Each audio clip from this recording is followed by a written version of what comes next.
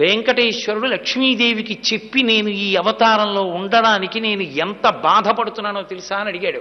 ఈ కానుకలకి నేను మురిసిపోతున్నానని అనుకోవద్దు.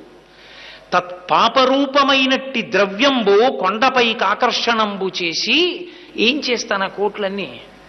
నాకెందుకు? కట్టుకుపోతానా? ఆ డబ్బుతో నేను ధనదు రుణం, కుబేరుడు రుణం కట్టాలంటే 1 గంట చాలు.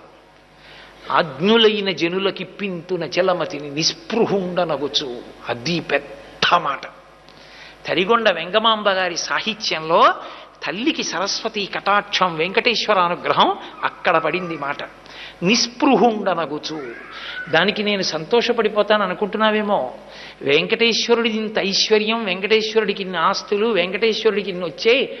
2 రోజుల్లోనో 3 రోజుల్లోనో 12,87,97,364 రూపాయలు 70 పైసలంటే లోకంలో వాళ్ళందరూ తెలివి అబ్బా అంటారు. నేను